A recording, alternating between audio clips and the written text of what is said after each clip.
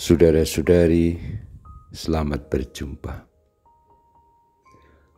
Saat ini saya ingin mengajak Anda untuk merenungkan adorasi sebagai saat kita berdoa. Bebaskanlah kami dari segala yang jahat. Ini adalah bagian terakhir dari doa Bapa kami yang kita renungkan beberapa waktu ini.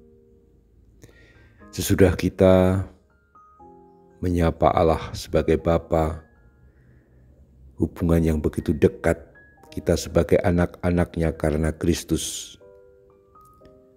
Lalu kita langsung memuliakan Allah, dimuliakanlah namamu, datanglah kerajaanmu, jadilah kehendakmu di atas bumi seperti di dalam surga.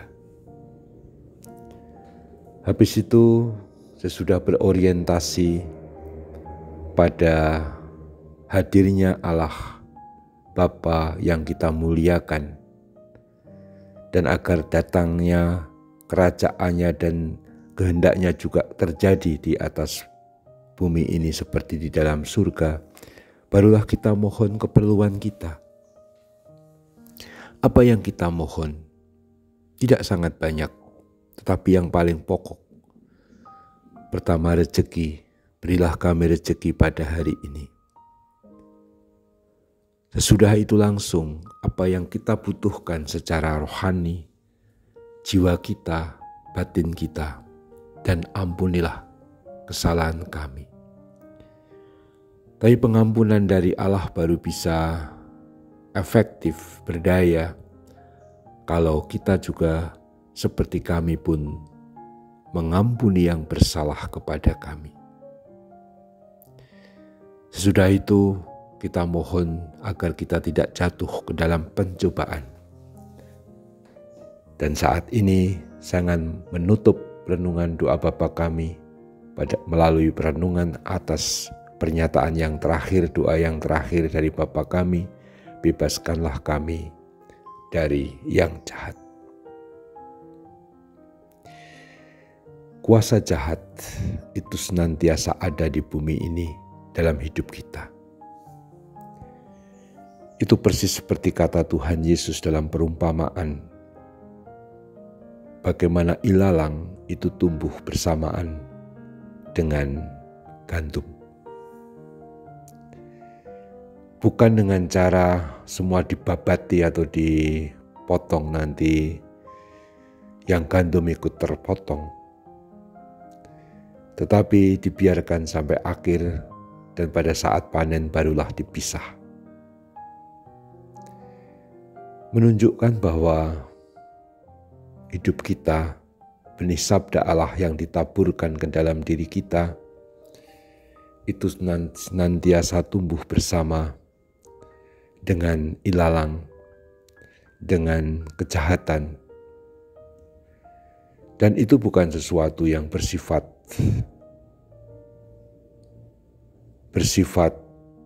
dalam benak kita atau hanya dalam angan-angan.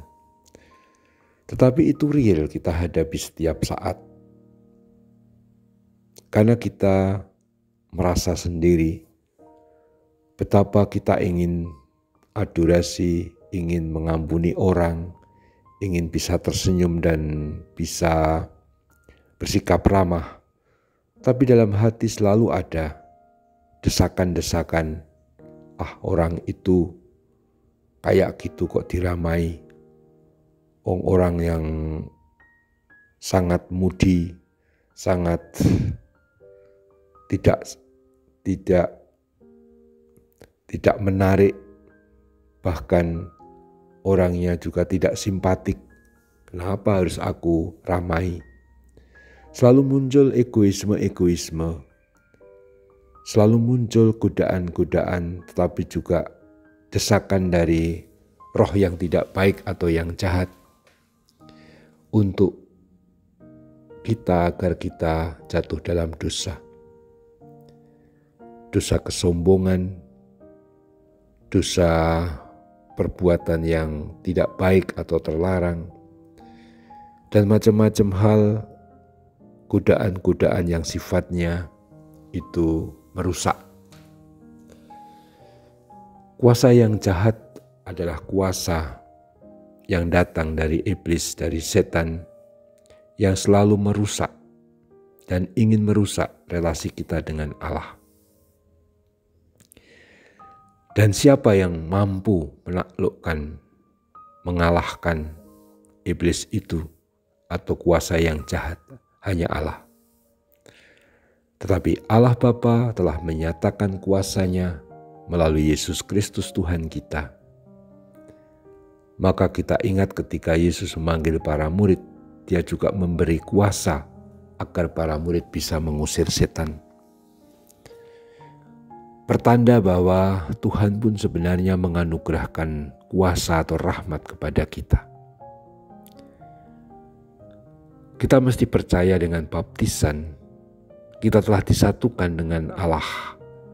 Kita sebagai anak-anak-Nya berkat Yesus Kristus Tuhan kita.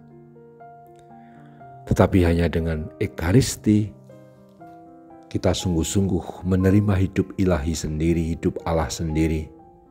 Yang dengan sendirinya kalau kita terima hidup ilahi itu, dengan sendirinya mengusir yang jahat. Sebab tidak pernah kuasa jahat itu merasa nyaman, damai dan tentram ketika Allah hadir. Dan lihat, sakramen Maha Kudus yang kita sembah adalah Tuhan Yesus sendiri yang telah wafat dan bangkit, yang telah mengalahkan kuasa jahat. Dan tindakan mengalahkan atau kemenangan Kristus atas kuasa jahat itu bersifat definitif, bersifat final. Tidak bisa lagi dibalik. Iblis telah kalah. Dan dengan demikian, kita semua punya pengharapan untuk selalu bersama Allah karena Kristus. Dan itu bukan hanya cita-cita di awang-awang, itu sudah ada di depan mata kita, di depan kita dalam rangka adorasi. Karena Kristus yang mengalahkan itu kini hadir dalam rupa roti yang kita sembah dalam adorasi. Maka adorasi adalah saat kita sungguh-sungguh mengalami kesatuan dengan Kristus.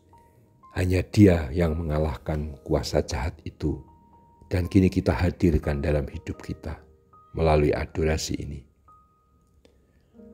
Maka selalulah kita juga berdoa di depan sakramen Maha Kudus, bebaskanlah kami dari segala yang jahat.